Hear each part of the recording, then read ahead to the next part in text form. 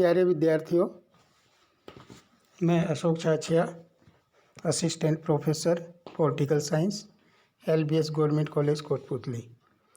अपना आज का टॉपिक है बच्चों, भारतीय राज्य व्यवस्था में से न्यायिक पुनरावलोकन। न्यायिक पुनरावलोकन क्या है?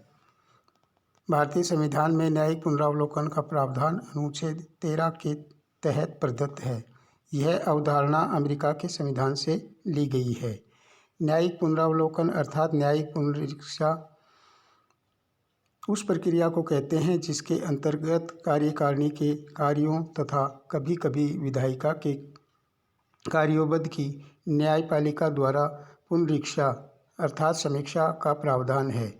दूसरे शब्दों में न्यायिक पुनरावलोकन से तात्पर्य न्यायालय की उस शक्ति से है जिस शक्ति के बल पर वह विधायिका द्वारा बनाए गए कानूनों तथा कार्यपालिका द्वारा जारी किए गए आदेशों तथा कार्यपालिका द्वारा आदेशों की पुनरीक्षा करने का अधिकार है। यानी कार्यकारिणी के कार्यों तथा उसकी कभी कभी विधायिका के कार्यों की न्यायपालिका द्वारा पुनरीक्षा करने का प्रावधान है। इसी को हम न्यायिक पुनरावलोकन कह सकते हैं। दूसरे शब्दों में बच्चों हम न्यायिक पुनरावलोकन का तात्पर्य न्यायपालिका की उस शक्ति से भी मानते हैं जिस शक्ति के बल पर वह विधायिका द्वारा बनाए गए कानूनों, कार्यपालिका द्वारा जारी किए गए आदेशों तथा प्रावधानों द्वारा तथा प्रशासन द्वारा किए गए कार्यों की जांच करती है। वह मूल ढांचे के अनुरूप है या नहीं, इसकी जांच करने का भी अधिकार न्यायपालिका को है। मूल ढांचे के प्रतिकूल होने पर न्यायपालिका उसे अवैध घोषित करती है। न्यायिक पुनरावलोकन की उत्पत्ति सामान्यतः संयुक्त राज्य अमेरिका से मानी जाती है, किंतु पिनॉक एवं स्मिथ ने इसकी उत्पत्ति ब्रिटेन से मानी है। 1803 में अमेरिका के मुख्य न्यायाधीश मार्शल ने मारबरी बनाम मेडिसिन नामक विख्यात विवाद में प्रथम बार न्यायिक पुनरावलोकन की शक्ति की स्थापना की थी। भारतीय संविधान में न्यायिक पुनरावलोकन के सिद्धांत का स्पष्ट उल्लेख नहीं हुआ था, परंतु उसका आधार है अनुच्छेद 13, अनुच्छेद 32A, अनुच्छेद 226A, अनुच्छेद 151A व 243 और न्यायाधीशों द्वारा संविधान के संरक्षण की शपथ।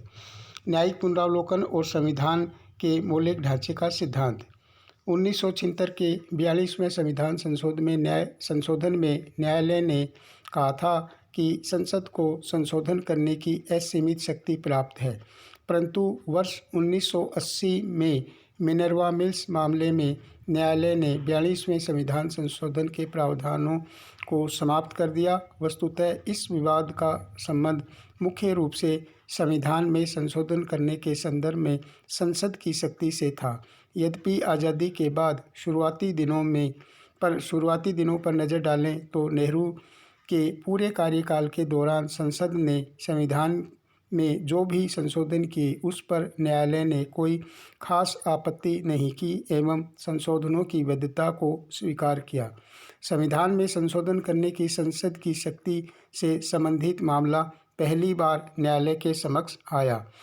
उसके बाद 1965 में सज्जन सिंह के वाद में भी यह प्रश्न न्यायालय के समक्ष उपस्थित हुआ था। वस्तुतः आज़ादी के बाद नेहरू ने अपने समाजवादी कार्यक्रम के तहत भूमि सुधार और परिवहन व्यवस्था के राष्ट्रीयकरण आदि से संबंधित कई प्रगतिशील कानून बनाने शुरू किए, लेकिन संविधान के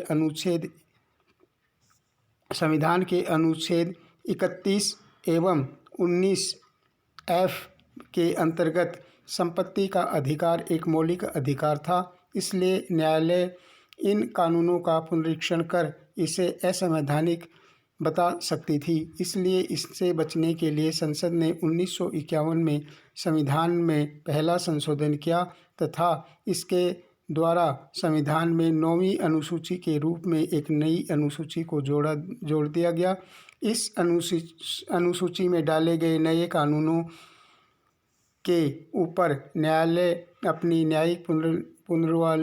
न्यायिक पुनरावलोकन की शक्ति का प्रयोग नहीं कर सकता था। इस प्रकार इस संशोधन का मकसद नेहरू की समाजवादी आर्थिक नीति के अंतर्गत पारित किए गए भूमि सुधार कानूनों की समीक्षा को न्यायालय के अधिकार क्षेत्र से बाहर रखना चाहता था।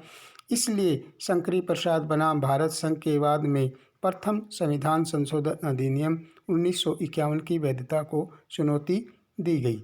तो इस प्रकार से हम देखते हैं बच्चों कि भारतीय संविधान में न्यायिक पुनरावलोकन की शक्ति क्या है। तो आज का टॉपिक अपना इतना ही, बाकी नेक्स्ट